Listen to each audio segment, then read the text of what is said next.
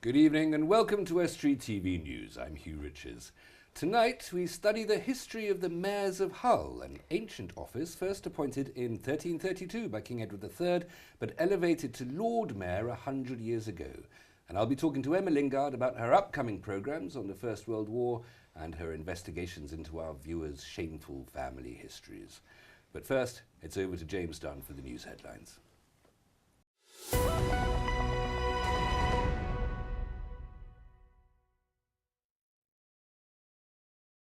Hello, in the headlines today, a London airport could be worth millions to the local economy, and checks reveal what we'd always known in North East Lincolnshire. You can rely on the haddock. A new report shows another London airport could be worth up to £79 million a year for the local economy and create 810 new jobs by 2050. The report by York Aviation and Oxford Economics claims the new London Hub airport could mean 3 daily flights between Humberside and the capital, but only a 4-runway airport could create the link leading to inward investment and the £79 million quoted. Peter Arison, chairman of the Bondholders Scheme, a network of 200 businesses, said the connection with the capital would provide better access to European markets. It would, he said, make it easier to attract investment.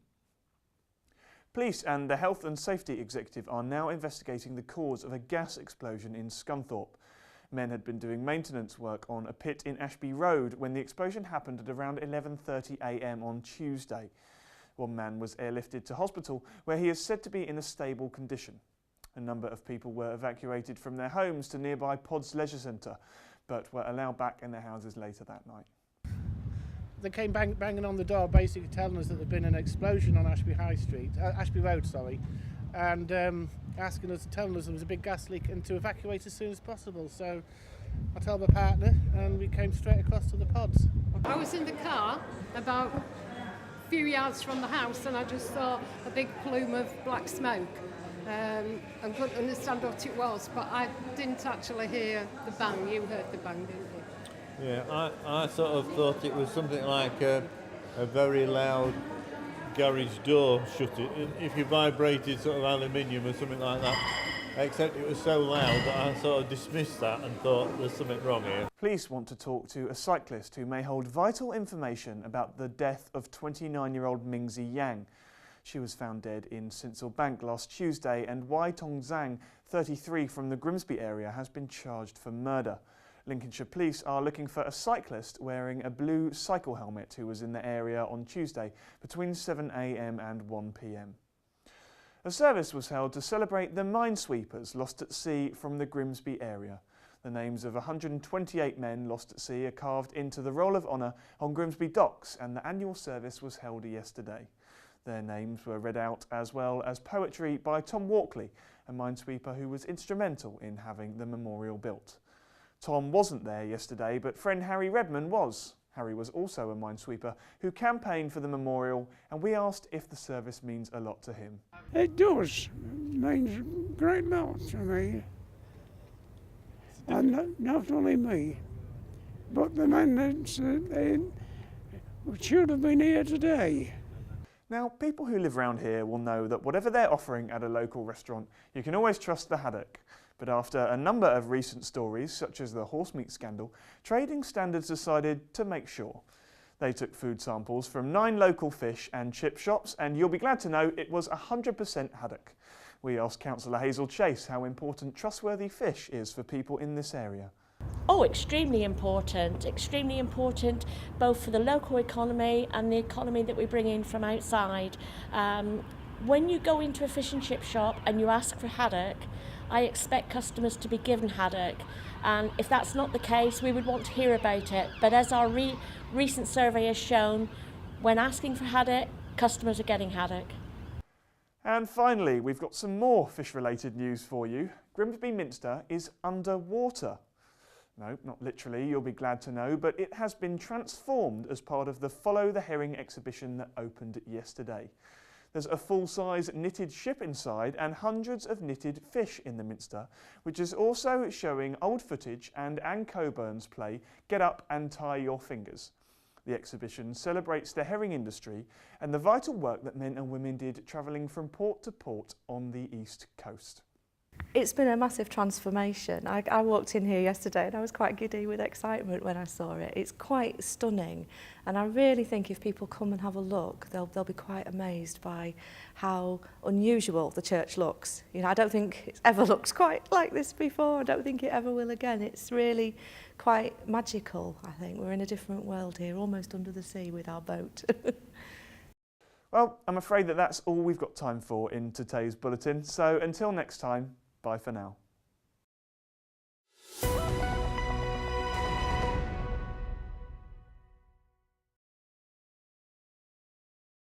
For 6.5 centuries, the Chief Magistrate and first citizen of the city of Kingston upon Hull has been styled Mayor. But in 1914, the dignity was raised to Lord Mayor. Dan Kemp looks at the latest link in the chain. 4 historic charters are now on display to the public at the Hull History Centre. They document various historical moments in the history of Kingston upon Hull, including its founding in 1299 by King Edward I. We have over 30 charters in Hull, all of which conferred various rights and privileges on the community, starting of course with the 1299 Charter, which effectively created Kingston upon Hull. Edward I granted that, largely to secure what was even then an important port for his campaign against the Scots. Amongst the documents on display is the charter officially proclaiming Kingston upon Hull as a city. In 1897, as part of Queen Victoria's Diamond Jubilee, she honoured the city with the title of city, and it was her grandson, King George V, who granted us the title of Lord Mayor for our first citizen and chief magistrate in 1914, and that's the centenary we're commemorating this year.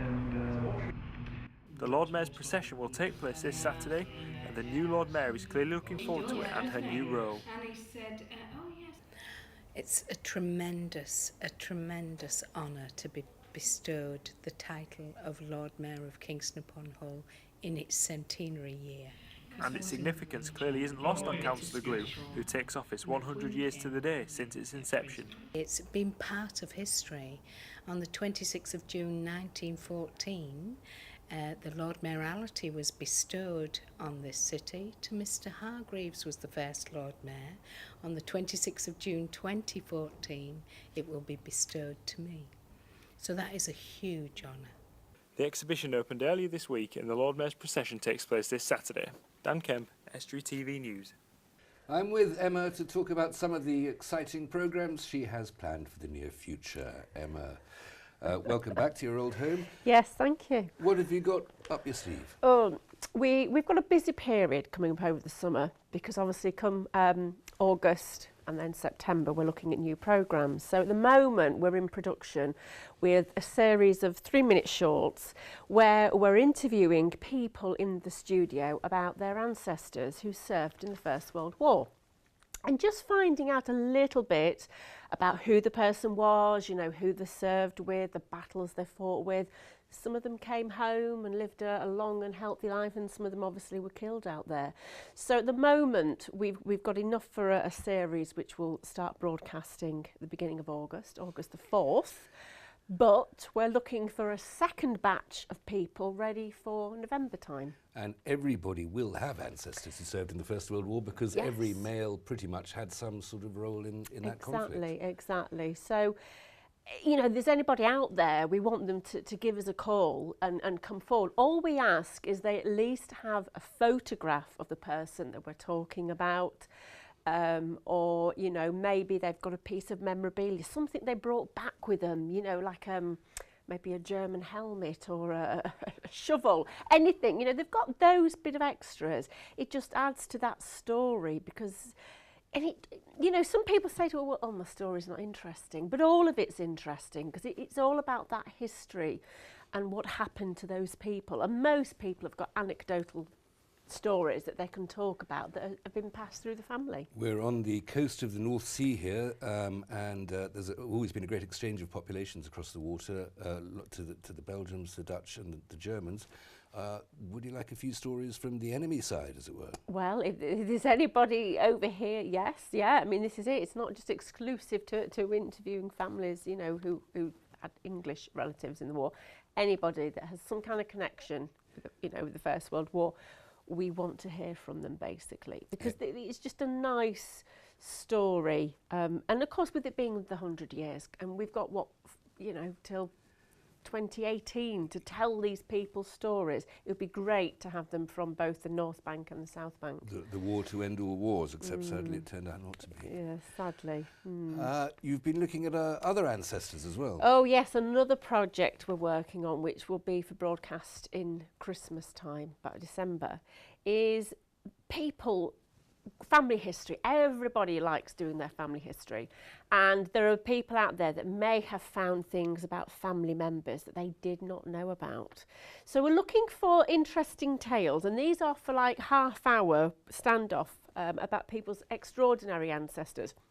One of them that springs to mind that we're currently looking into is the tale of a woman from a Lincolnshire farming family in the 1930s who poisoned her husband and was sentenced for execution at Hull Prison. So that's one story that I'm currently pursuing with the family. Right. So things like that. It might not have to be so, dark and bleak as that. It could be, a very heroic tale. Somebody maybe rescued people off the Titanic or whatever. So we're looking for those stories which show, you've uncovered something which you never ever thought of.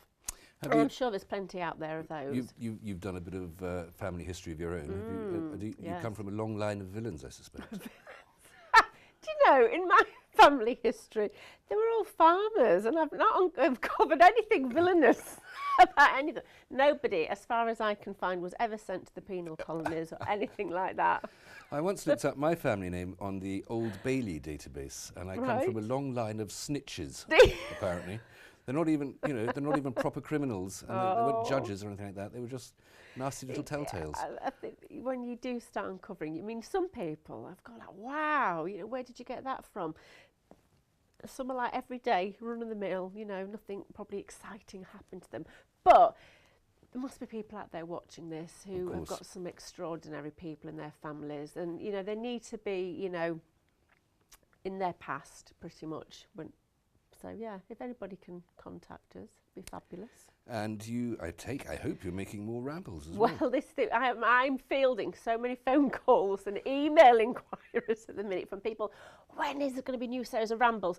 We hope, and it is only fingers crossed, because obviously there's lots of other things that I'm involved with, to maybe make a new series of 10 over the summer, which will be broadcast later in the year. We have what we've done with the new series of Horncastle, which is the latest one going out. We're taking a town in Lincolnshire and we're exploring that area and then interviewing some people. Obviously the people on the North Bank are saying, when are you going to come and do a Yorkshire ramble? Yes, so, absolutely. we are planning, get the Lincolnshire one out of the way. We will do a Yorkshire rambles, which will be a new one for me. Okay. Go and explore the North Bank. Excellent. Well, we look forward to that.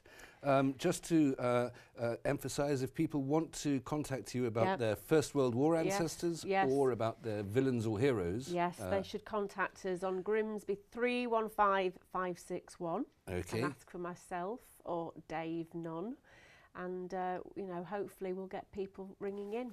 Okay, Emma, thank you very much for coming in. That's all we have time for this time, I'm afraid. If you have a story for us, please email news@estuary.tv or contact us via our Twitter or Facebook pages, or pick up the phone and call 01472 315561. And those contacts should help you out if you have villains and heroes or soldiers in your background as well. Until tomorrow, thank you very much. Goodbye.